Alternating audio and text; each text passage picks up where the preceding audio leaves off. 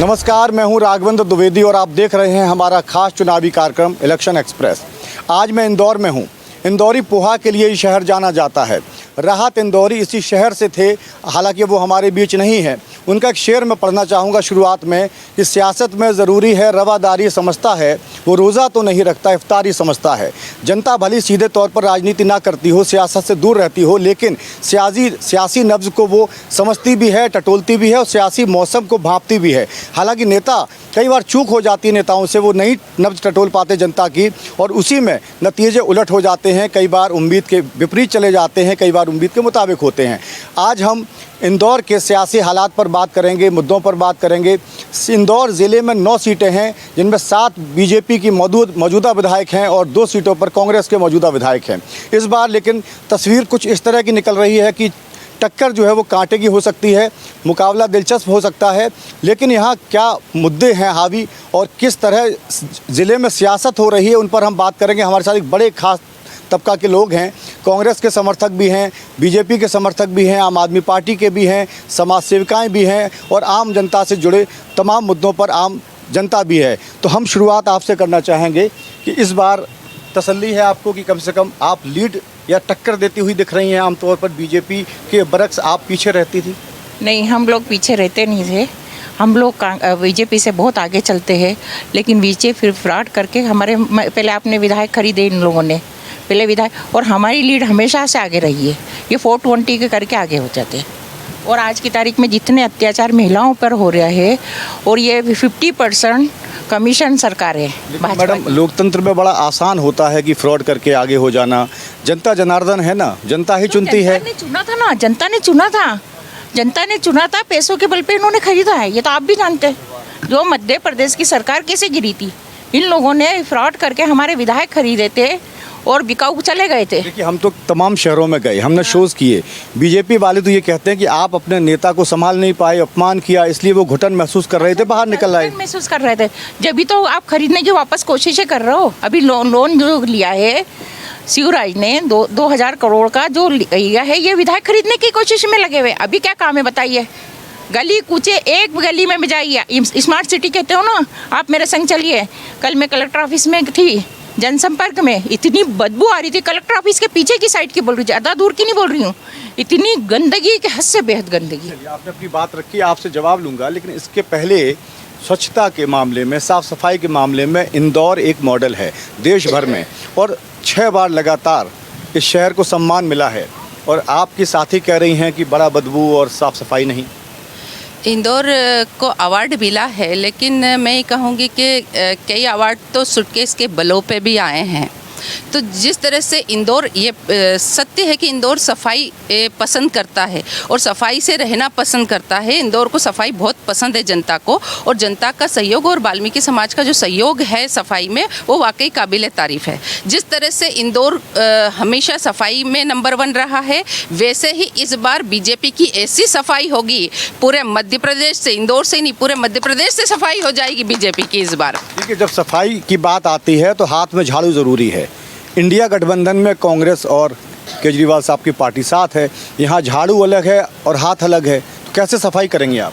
नहीं, बिल्कुल ऐसा कुछ नहीं है कि झाड़ू अलग है और कांग्रेस अलग है। हाथ अंदर से मिली भगत आपकी यहाँ भी है। बिल्कुल, हाथ है तो झाड़ू है। अगर हाथ ही नहीं होगा तो झाड़ू पकड़ेंगे कैसे? वो जो 4 सीटों पर लड़ रही है आम आदमी पार्टी, मतलब वो केवल एक दिखावा है, अंदर खाने आप मिले हुए हैं।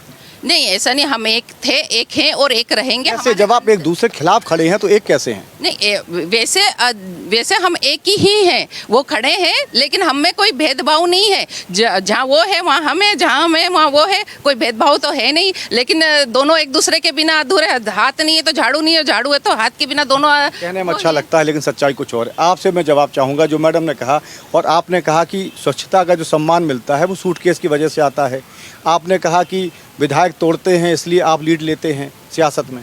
देखिए, ऐसा है कि भारतवर्ष में इंदौर का नाम है और स्वच्छता के कारण है। 1-2 बार नहीं, लगातार 6 बार, 7वीं बार भी इंदौर नंबर 1 आने वाला है। और भारतीय जनता पार्टी हमेशा कचरा, कांग्रेस और कोरोना, इन तीनों से नफरत करती है। हमारे देश की महिलाएं भी स्वच्छता में, ये दिवाली आने वाली है, दिवाली पे कचरे को भी अलग करने वाली है, कोरोना को भी अलग करने वाली है और कांग्रेस को भी अलग करने वाली है।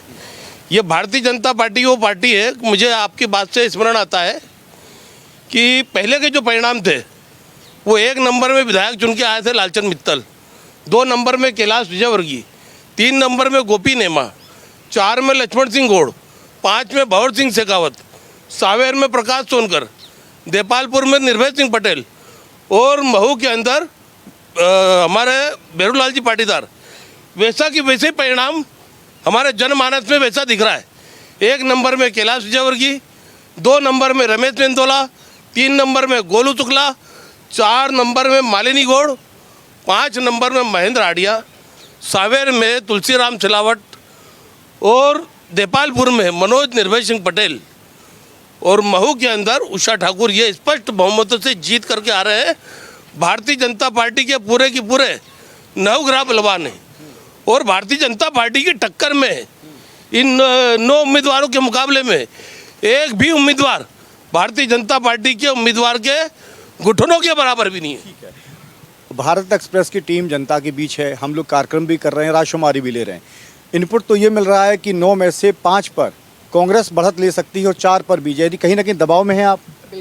बिल्कुल नहीं, कोई दबाव नहीं है। आपके पास देख लीजिए, वोटर लिस्ट देख लीजिए, जितने मतदाता बड़े हैं, 9 मतदाता और 80 साल से ऊपर वाले मतदाता, सबका एग्जिट पोल अपना उनका मत, क्योंकि सर्वांगीण विकास केवल भारतीय जनता पार्टी कर सकती है।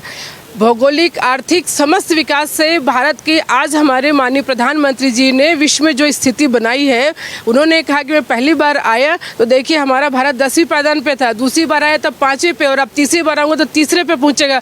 तो आर्थिक जो GDP बढ़ी है और जो आज हमारे देश में हमारी जनता का जो सर्वांगीण मैडम हंगर इंडेक्स का भी जिक्र कर दीजिए। कोई हंगर बिल्कुल नहीं है यहाँ पर। यदि ये स्थिति होती तो कभी यहाँ GDP इतनी बढ़ नहीं सकती थी। जब आप इंडेक्स की बात करती है, करप्शन की बात करिए, हंगर की बात भी करिए, दोनों पहलू रखिए। करप्शन तो बिल्कुल नहीं है। मोदी सरकार में जितनी पारदर्शिता है, इतनी मैं आऊंगा आपके बताऊंगा तसल्ली करिए। कभी किसी सरकार में नहीं थी जितनी पारदर्शिता से काम हो रहा है। बात बताइए, जब कहा गया कि ना खाऊंगा ना खाने दूंगा, बड़ा अच्छा लगा, सबको अच्छा, मैं भी अच्छा लगा। लेकिन सुनिए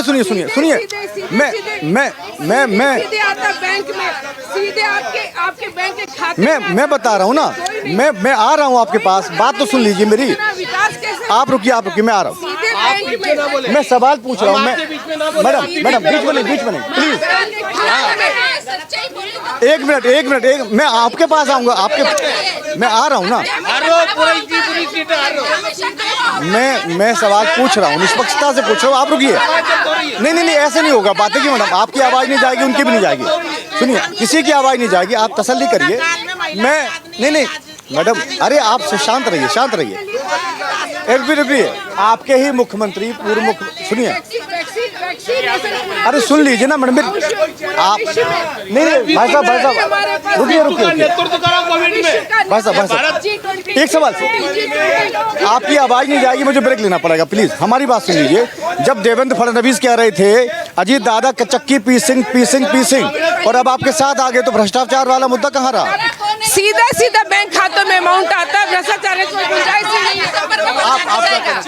देखिए, इन्होंने जब महाकाल बाबा को नहीं छोड़ा, महाकाल लोक में मूर्तियां उड़ रही थी, तो भ्रष्टाचार सबसे पहले तो यही नजर आ गया। और अभी व्यापम घोटाला सबसे बड़ा सामने आया है, खनन घोटाला, इनका पटवारी घोटाला, कितने घोटाले हैं और ये नाक लगाते हैं, नाक लगाने वाले इंसान है नहीं। सफाई पेश कर रहे हैं, ये घोटाले करके देखिए, आपके साथ ही बोल रही ना आप। एक सफाई की बात तो वाल्मीकि समाज ने की है। सफाई वाल्मीकि समाज ने 6 बार नंबर 1 लेकर आए और पुरस्कार नरेंद्र मोदी जी लेते हैं, CM लेते हैं। वो उन्होंने झाड़ू लगाई कभी, साफ करी, उनके घर की औरतों ने सफाई करी कभी बाहर आ करके। मतलब क्रेडिट लेने की होड़ लगी है और जो समाज जिम्मेदार है, जो सफाई कर रहा है, उसको क्रेडिट नहीं दिया जाता। तो नहीं दिया जाता है, नहीं दिया जाता। काम तो वही करते हैं ना, सफाई का काम तो वही करते हैं। लेकिन बात बताइए, लाडली बहना योजना चल रही है, कैसे देखती हैं आप उसको? अगर सरकार कांग्रेस की आई तो आप कंटिन्यू करेंगे या नहीं करेंगे? बिल्कुल करेंगे, क्यों नहीं करेंगे कंटिन्यू। हमने तो नारी समाज योजना शुरू की है नारी समाज योजना। लेकिन जब आप लोग ये कहते हैं कि ये योजना 4 महीने पहले क्यों याद आई, चुनाव से जोड़ते हैं, तो फिर आप किस तरह से शुरुआत करेंगे, उसके बढ़ाएंगे? एक मिनट हमने तो हर देखिए पार्टी का एक प्रवक्ता बोले तो समझ में आएगी बात। बेरोजगारी, मैडम देखिए हम आपके पास आ रहे हैं, सुन लिए। अरे आपका राष्ट्रीय अध्यक्ष 1 लाख की घूस लेते हुए पकड़ाया था, बाद में 8 साल बाद उसको सजा हुई, दोषी हुआ 4 साल की। नहीं, वो छोड़ दो, दोषी तो नहीं है। ये मेरी बहन खड़ी है, पूछ लो, दोषी जब तक करार नहीं दिया जाता, जब तक दोषी नहीं होता। आपका तो राष्ट्रीय अध्यक्ष बंगारू लक्ष्मण की मम्मी राहुल गांधी और उनकी मम्मी सोनिया गांधी दोनों बेल पे हैं। और ये जैसे सरकार आई 2024 की सरकार के बाद ये दोनों की दोनों जेल में रहेंगे। ये देखिए गढ़े मुर्दे उखाड़े जा रहे हैं और बीजेपी और कांग्रेस दोनों की ही बात करें अक्सर उखाड़ते हैं, लेकिन इस सब के बीच में आम आदमी पार्टी की भूमिका क्या है हम इनसे भी जान लेते हैं। 4 सीटों पर आपके उम्मीदवार चुनाव लड़ रहे हैं, कहाँ पा रहे हैं आप खुद को? देखिए हम पूरा रोड मैप तैयार है। 2024 में जो कुनीति की मोदी सरकार है उसको हटाने के लिए हम सब साथ आए। और इन्होंने बात करी, मध्य प्रदेश को भ्रष्टाचार का अड्डा बना दिया। कर्नाटक में 40% का रेट चल रहा है, पर मध्य प्रदेश में 50% का रेट चल रहा है। और कौन सा घोटाला नहीं, मुख्यमंत्री का खुद का विभाग पोषण आहार घोटाले में, वहाँ पर भी घोटाला होता है, व्यापम घोटाला होता है, पटवारी घोटाला होता है। इन्होंने पूरी तरह से मध्य प्रदेश को बर्बाद कर दिया। मध्य प्रदेश की जनता इस बार इन भ्रष्टाचारियों की सरकार को विदा करने जा रही है। विदा करने जा रही है, वही कांग्रेस कह रही है। और सफाई करने जा रही तो कह रही है कि हाथ और झाड़ू इसका एक साथ है। 2024 में भी हम साथ हैं और अभी भी साथ हैं। हम इस भ्रष्टाचार को खत्म करेंगे। और खत्म करेंगे। आपके उम्मीदवार अलग चुनाव लड़ रहे हैं, उनके अलग लड़ रहे हैं। कुछ लड़ रहे हैं वो तो हम राष्ट्रीय पार्टी है, हमारा अधिकार है देश में विस्तार करने का, तो हम विस्तार कर रहे हैं। दूसरा ईडी सीबीआई की बात करती है, उनको दिल्ली दिखाई देती है, पर मध्य प्रदेश भ्रष्टाचार का गढ़ है, यहाँ पर ईडी सीबीआई कभी नहीं आएगी। क्या ऐसा तो नहीं कि आप एक वोट कटुआ पार्टी के तौर पर और आप उनको मदद कर रहे हो? कांग्रेस को भी हराया, हमने बीजेपी को भी हराया। हम राष्ट्रीय पार्टी है तो हमको विस्तार करने का अधिकार है। और 2024 में आप देख लेना, पूरा विपक्षी गठबंधन एक होगा और बीजेपी को 100% हराएगा। यही तो मैं जानना चाहता हूँ, इंडिया गठबंधन में आप लोग साथ हैं और यहाँ ताल ठोक रहे एक दूसरे के खिलाफ। देखो आम आदमी पार्टी जो है अपनी मूलभूत जो उसका जो शिक्षा स्वास्थ्य, आपकी आवाज़ नहीं जाएगी, जब मैं आऊँगा तब आपकी आवाज़ जाएगी, तो प्लीज़ थोड़ा सब्र करें। देखो हमारी जो विचारधारा है शिक्षा, स्वास्थ्य, आवास, रोजगार, इस मुद्दों पे यदि पार्टी हमारे साथ, यदि कांग्रेस पार्टी भी हमारे विचारों से सहमत है तो हम उसके साथ यदि कहीं ना कहीं अंदर से एक हैं। और आज मेरा ये कहना है कि यदि शिक्षा, स्वास्थ्य, रोजगार, आवास, इन सब चीज़ों का यदि मैं हिसाब बता दूं, मैं इंदौर में मेरा जन्म हुआ है, भारतीय जनता पार्टी मुझे ये बता दे कि 1950 के बाद कितने शासकीय इंजीनियरिंग कॉलेज इंदौर में डाले, कितने इन्होंने अस्पताल 1950 की आपकी बात हो गई। बसपा से आप आए हैं और आप थोड़ा आगे आइए। एक सेकंड वहीं से हुई, मतलब कांग्रेस से आपकी भाई साहब एक सेकंड सुन लीजिए 40 साल की जवान पार्टी है। सुनिए भाई साहब, ऐसे मत करिए। बसपा से एक साथी और आए हैं आपके, आपकी हालत क्या है इंदौर जिले के सियासी दंगल में? हालात के बारे में अभी बताऊंगा मैं, लेकिन मैं कांग्रेस के बारे में बता दूं कि कांग्रेस अगर गरीबों की दबे कुचलों की कांग्रेस पार्टी होती, सम्मान देने की अगर स्थिति में होती, तो बाबा साहब को कांग्रेस पार्टी। भाई साहब नहीं, ऐसे डिबेट नहीं हो सकती, प्लीज सुन लीजिए ना। आप विरोधी हो सकते हैं, दुश्मन तो नहीं है ना, आप सुन लीजिए। कांग्रेस पार्टी अगर गरीब दबे कुचले लोगों की सम्मान में, अगर उनके अंदर सम्मान के लिए दिल में जगह होती और उनको उत्थान के लिए अगर जगह होती, तो बाबा साहब को भारत रत्न देने में उनको तकलीफ नहीं होती। क्योंकि 70 साल में हो गया था बाबा साहब को भारत रत्न देने का, इनमें हिम्मत ही नहीं हुई कांग्रेस में। इसी मुद्दे के सारे चुनाव में जाएंगे, वही बताऊंगा अभी मैं। तो ना उन्होंने दिया, लेकिन फिर 3 सांसद आए बीएसपी के, तब भारत रत्न से सम्मानित हुए। अब ये पैसा खर्च करके क्या गरीबों का उत्थान करेंगे? फ्री में सम्मान नहीं दे पाए, बाबा साहब को भारत रत्न की उपाधि नहीं दे पाए, क्या तकलीफ थी? ठीक है, आप युवा हैं, आप क्या कहना चाहते हैं? बीएसपी की विचारधारा से भी जुड़ी हैं, तो इस राजनीतिक सियासी खेल में आपके उम्मीदवार की क्या स्थिति है? पहली बात, कांग्रेस और भाजपा से आम जनता जो है वो त्रस्त हो चुकी है। इसी कारण मैं बीएसपी से नामांकन मैंने भरा है, और ताकि मैं जो जनता है उसका बहुमत प्राप्त करके उनके जनहित के लिए कुछ कार्य करूं। इसीलिए मैं युवा जो मतलब पहली जैसे सारे लोग जो हैं पहली महिलाओं के विरुद्ध जितने अपराध हो रहे हैं एमपी में और दूसरी जगह भी हो रहे हैं पर एमपी में भी हो ही रहे हैं, उनके अगेंस्ट में हमें बहुत सारे जो लॉ बने तो हैं पर इम्प्लीमेंटेशन सही से हो नहीं होता।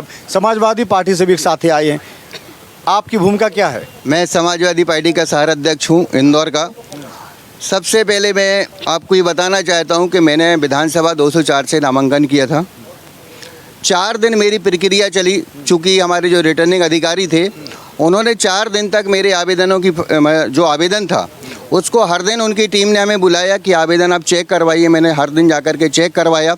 25 तारीख को जो 10,000 फीस जमा करवाना थी वो जमा करवाई।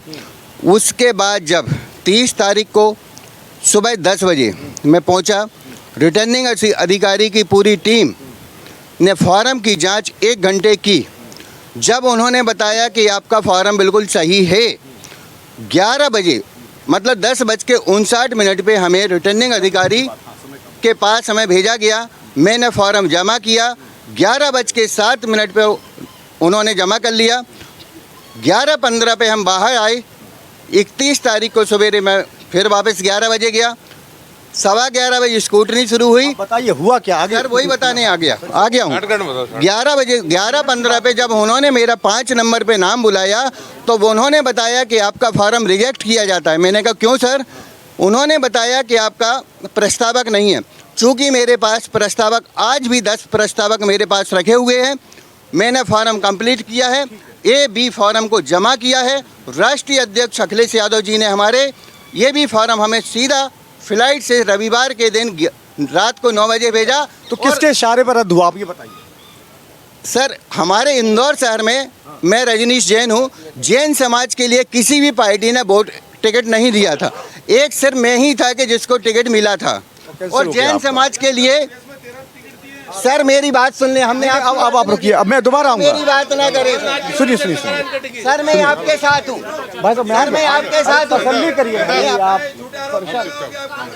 देखिए इस तरह आप परेशान होंगे तो बात नहीं बनेगी।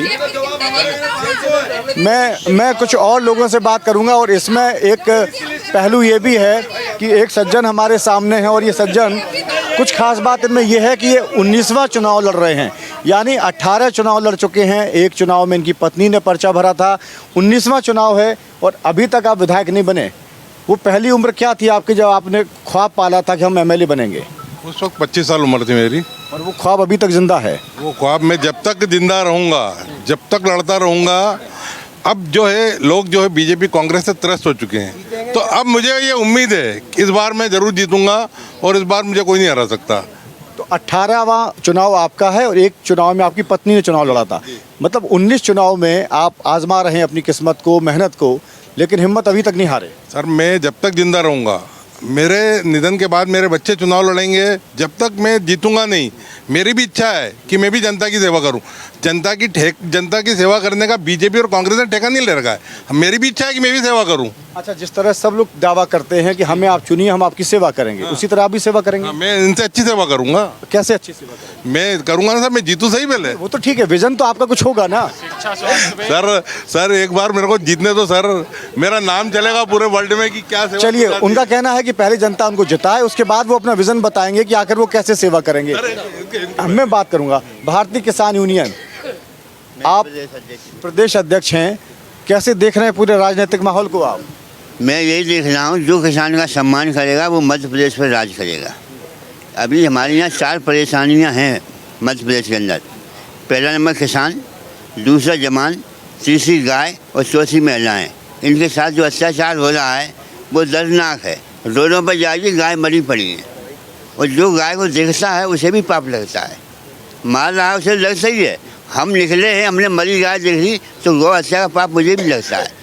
ये गौ हत्या का पाप किसी न किसी पर असर डालेगा और मध्य प्रदेश को स्वच्छ सरकार बनाएगा और जो किसानी की बात करेगा वो मध्य प्रदेश में राज करेगा। हत्या और किसानों की बात आपने कही, क्या करते हैं आप और क्या नाम है आपका? मान सिंह राजावत, श्री राष्ट्रीय आपूर्ति करणी सेना प्रदेश संगठन मंत्री। अच्छा, किसका जोर देख रहे हैं या आप कोई थर्ड एंगल को पकड़ रहे हैं कि जनता कुछ और तरह के बदलाव के मूड में है?